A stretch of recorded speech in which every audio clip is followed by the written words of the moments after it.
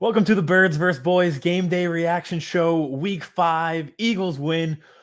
Oh, I cannot believe what I just watched.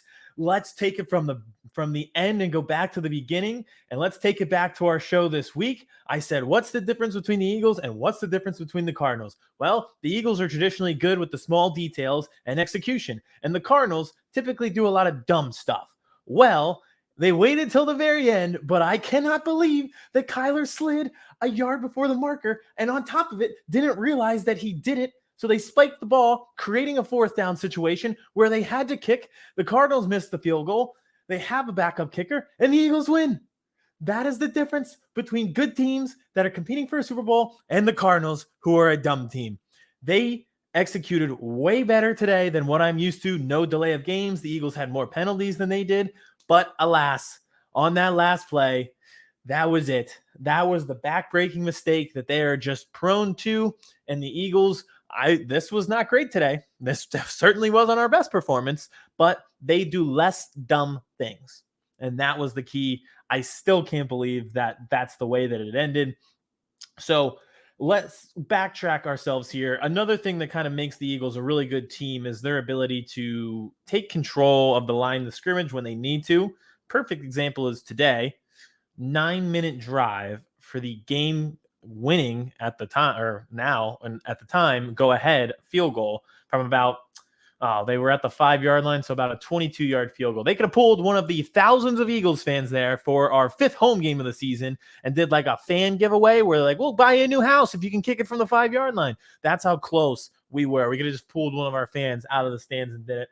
But before that, that was a 9-minute drive. It was the first time all game that they really effectively ran the ball. They got Gainwell involved. Miles Sanders finally started to break some runs.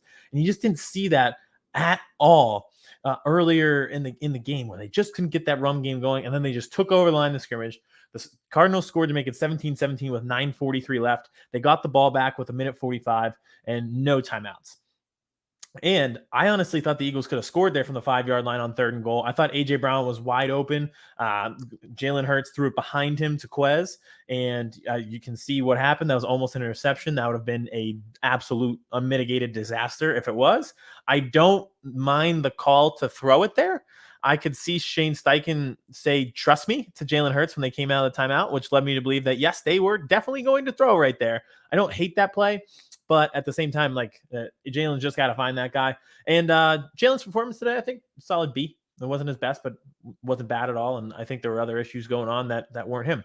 But that's like what a good team does. We've seen them do this before in second halves where they're leading and they just take control and take command and, have these 6 minutes, 7 minutes long sustained drives while teams are trying to get back in it.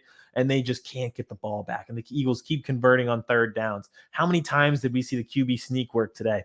So I just think you can talk about the talent on paper and the A.J. Brown acquisition and the Hassan Reddick signing and how the Cardinals blew it with that and playing him at linebacker instead of defensive end. But at the end of the day, you got to execute with this talent.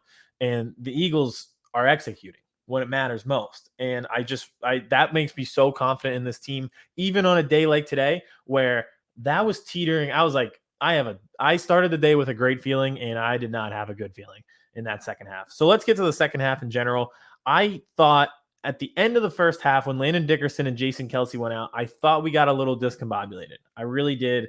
And it kind of transferred over to the second half where, again, we had such long drives that we just didn't have many series. So they come out, they get the field goal to start the second half, which was great. But then from then on, it was pretty much eliminating your run game, doing these extended handoffs where you're getting the ball to Devontae Smith and Dallas Goedert out there, and using that as your run game, which I like, but it was just it became predictable, and you saw that a few times.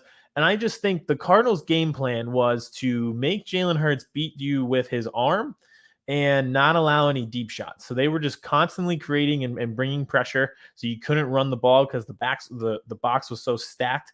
They were bringing safeties, linebackers, pretty much everybody. On the one sack of Jalen Hurts, I'm pretty sure they ran Engage 8 from the old Madden games. So that was just like a discombobulated offense, which to me was concerning because if pressure gets to you in this game, here, let me just put a little hint out there. It's not going to stop next week if you guys have been watching the Cowboys at all. Obviously, on this show, we'll be covering it all week. We have a huge week planned for you with just multiple podcasts that we'll be guest hosting on, and also our own, where we're going to have a few guests ourselves, and then a big tailgate on Sunday. But Micah Parsons and DeMarcus Lawrence are coming into town. So if you're struggling with pressure, we could be in a little bit of trouble. But again, at the end, 9-minute drive completely took over, and that's kind of gives you the momentum going forward. Now, again, part of the reason why is Jason Kelsey went out, Landon Dickerson went out, and Jordan Mailata didn't play. So I felt like that shift. You could tell, like, we were up 14-0. Those guys got hurt. Landon got hurt on the first drive when we were up 7-0. Then Jason Kelsey gets hurt, and you don't have Mailata. And all of a sudden, it's just like it got really rigid on offense. You got out of your flow. So I don't particularly blame them. You know, it was just a bad combination. It was the perfect storm of a team bringing a lot of pressure and not having three of your starting linemen. And I know they came back, but it still just felt like they were a fighter who took a few too many body blows in the meantime, and they were struggling to kind of get their balance back. Is kind of what it felt like. But let's go back early on in the game. The offense at that point was awesome. I thought the utilization of Dallas Goedert, getting him in space, which is weird to say for a tight end because you're usually trying to get your gadget guys, your slot receivers in space and stuff like that. But Dallas Goedert does a tremendous job. And you saw it actually on the last drive itself, where that was short. I think it was like a 3rd and 12. And he was able to, break 2 tackles and really not break them with force, break them with elusiveness, which you don't see from a tight end. So getting him involved, I thought was awesome. And they did it early, 8 receptions, 95 yards. And early on, so this was the other weird thing for me is AJ Brown had 3 receptions on the first drive. The offense looked great. He went right down the field. You scored a touchdown. He was involved. And then you didn't have another reception for the rest of the game. It was like they kind of, and I don't know if the Cardinals forced them into this, but it just felt like they just got off of their game plan. He clearly was a point of emphasis if you threw to him 3 times on the first drive. But it was weird. It was just really weird that you got 3 from him. And then they just started doing this extended handoff thing with Devontae Smith, who played really well. He had 10 receptions. I believe that's a career high for him. But it was just weird, and I hope that they can improve that going forward and get back on track, which I think they could if they have the full offensive line. Because early on, it looked about more of the same. It was 14-0. It was driving down the field. It was getting the ball to your playmakers. And then when they got close, they were just like, oh, well, our 11's stronger than your 11. So good luck stopping us on these QB sneaks, because we have a quarterback who squats 600 pounds. We have one of the best offensive lines in the NFL. And oh, yeah, if that wasn't enough to just fuck your throat, we're going to line up 3 guys behind you and just shove, and you figure it out. You stop it. And they just couldn't. So that's the execution factor that I would like to see again going forward. Mix in your playmakers, AJ Brown, less of the extended handoffs. We didn't see much of Quez Watkins. He got a few of those like screen extended handoff things, but no deep shots at all. Part of that, again, is because of the pressure, but got to get back to that going forward. The defense didn't get a ton of pressure today. Hassan Reddick did have a sack. And it's tough with mobile quarterbacks to get pressure, but Kyler wasn't really running until the second half when it was time to take over. And obviously he ran when it was most important, when they had no timeouts, and he decided to slide right in front of the marker. I think they could have done a better job. I thought they did a phenomenal job in the first half. And I think the Cardinals did a great job of adjustments on both sides. And that was concerning to me because I've always said the Cardinals pissed me off because I think they could be as good as the Eagles if they just learned basic execution of things. So to be out-schemed mid-game by the Cardinals was a little bit concerning to me. The key to me, I thought, was Marquise Hollywood Brown. They had him outside on Darius Slay. Then they brought him inside to the slot to get him off Slay. And you saw these zones, and he's got CJ Gardner, Chauncey Gardner-Johnson on him, TJ Edwards on him. Just, you saw it on that touchdown where they didn't have Avonte Maddox today, and the Cardinals started to take control and take over. And they had Josiah Scott on him sometimes. So that adjustment to me was key on what got their offense going. James Conner also just runs hard. He ended up getting hurt, which I think was huge for them. And that's what really changed it. I just never thought that they got a ton of pressure. I thought, again, Hassan Reddick continues to be fantastic. It's just the most underrated signing of the offseason, because obviously the trade for AJ Brown is going to take the headlines. But that signing for Hassan Reddick, he's been one of the few guys actually generating pressure for you. Derek Barnett's hurt at defensive end. You didn't really hear Brandon Graham's name called today. Josh Sweat has played well, but I don't think he got there today. Hassan Reddick's been your most consistent defensive lineman.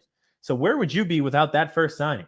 And remember, as a fan base, we were saying to ourselves, hey, free agency is like come and gone. We just made that one signing. Well, that one signing was huge, and then we constructed our roster pretty well with these other guys. CJ had another pick today. That was awesome. It really sets the tone early where you go up 14-0 and force the turnover. So again, we've talked about it 5 weeks straight, but the way they've constructed this roster this year allows them to have a few injuries, which is awful, but still succeed in this manner. So you cannot play your best football and still win a game. That's what you could see again today with those additions. So defense, again, I gave Hurts a B. I feel like he played way better than the defense did. And I know they only gave up 17 points, but those were like sustained drives. The game tying touchdown was a 90-yard drive by the Cardinals where they had them in 2nd and 3rd and long multiple times and couldn't get off the field. There was a 2nd and 8 where they had a false start and they converted anyway. And then earlier in the game, like that 3rd and 17 where you read the play right and it looked like they realized it was a screen and still gave it up. I mean, I don't know. It just felt a little off. And maybe I'm just spoiled because I saw them sack Carson Wentz 9 times. So obviously this is kind of the averages averaging out. And I don't know. I just wasn't my favorite performance. And you could hear the announcers talking about it again where they're saying, wow, the coverage is really soft. They don't want to give up the big play. And it's like that. Everyone has a haunted house these days. I don't need him because Jonathan Gannon, when his defense, when I hear the commentator saying about that defense, there's no clown, there's no demon, there's no ghost that you could pop out of a haunted house that's scarier to me, that impacts my life more in a negative way than when I hear commentators say that Jonathan Gannon's defense is playing soft. And that's what was happening. As soon as they went up about 14-0. And then again, one other thing, the defense I think got bailed out. One, the missed field goal at the end, but the made field goal at the end of the half, that's coward stuff. You go for it.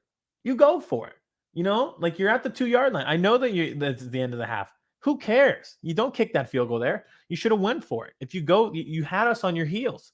That you let the bell ring in the boxing match. And you shouldn't have done it. So it was just we kind of got bailed out again by execution by the Cardinals. But I think this is a really good defense. They only gave up 17 points, but the Cardinals had 3 possessions in the second half. It's not like we were stopping them. They scored a touchdown. They missed the field goal at the end. They were in field goal range. We didn't get a ton of stops. So yeah, all in all, wonderful game to just win. And it just makes you feel again like this could be something special when you're 5-0, you don't play your best on the road, and it still works out for you in the end. They've played some of their best football. Today they did not, and they still won anyway. That's what happens to good teams. Like when things are just going your way, that kick misses right. That's just what happens. When things are going wrong and you don't have the vibe, when the vibes aren't high, that kick curves in. That's just how life goes. So I am so happy to be 5-0. I'm so happy with how the weekend went in Philadelphia. Phillies win twice. They move on. Eagles win. I am fully expecting to get hit by a bus tomorrow because this stretch of positive things happened to Philadelphia has never happened before. So this could be my last show because I am getting flattened by a bus as soon as tomorrow morning. Cannot wait. I had a great run. One other just quick shout out before we wrap out. Cameron Dicker the kicker.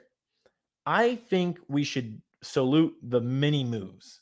So you saw their kicker miss a field goal at the end. Cam hit 2 extra points. He hit his longer field goal, and then he hit the bunny at the end, which I know is like just bare minimum kind of stuff, but it's not with a backup kicker. And think about it. They didn't have any kickoff returns. He put them out of the end zone every single time for touchbacks, and he made all of his stuff. Being able to find these diamonds in the rough, these guys who are going to fill up your 52nd or 53rd spot on the roster, or a guy like Cam Dicker who's on your practice squad and you elevate him because Jake Elliott's hurt. This is what well-constructed, well-run teams do. And if you're power ranking the stars of today for the Eagles in that win, he probably doesn't come up, but you also don't win without him. And I'm a little biased on him because I was rooting for Texas when he hit that huge, I think it was a 50 something, just an absolute bomb against Oklahoma in the Cotton Bowl in the Red River rivalry. And he just made so many clutch kicks for a really bad Texas team. So I like him a lot, and I think he's a gem. But it's just like a thing that good teams do, is just finding people like that so that if you do have injuries, you'll be fine. And another, like Sua Apeta being on your offensive line and playing well enough to fill in when guys are out, like that's just good work. That's just doing your job and not being top heavy and having the depth because injuries happen in the NFL. So again, shout out to just finding these diamonds in the rough that can help you in games like this, because sometimes AJ Brown's going to have 3 receptions. So you better have a few extra offensive linemen ready to go. You better have a kicker that can kick. And they did, and the Cardinals didn't. And again, it's small details that won them today. So that's a wrap. 5-0. The Cowboys also win, which is surprising. Their defense could be the best defense in the league. 4-1 Cowboys coming to Philadelphia next week against the 5-0 Eagles. This is the most important Eagles-Cowboys game of Birds vs. Boys history. Do not miss anything that we do this week. Subscribe now. We'll have our show coming out. It is going to be huge. We have multiple guests coming on. We will be guest hosting other shows, and then we have our own tailgate on Sunday ahead of a huge game. I don't even know how we're going to handle the game day reaction show next week. It might just be us screaming at each other for 30 minutes after the kick, after the game is over. So do not miss anything this week. The Eagles are undefeated, 5-0 for the third time in franchise history. And oh yeah, the Cowboys have won 4 straight. Cooper Rush has never lost. They're 4-1. This is what this show was made for. I cannot wait. What a great feeling. What a great weekend for Philadelphia. 5-0. Phillies to NLDS. I can't believe it. Kyler, why did you slide?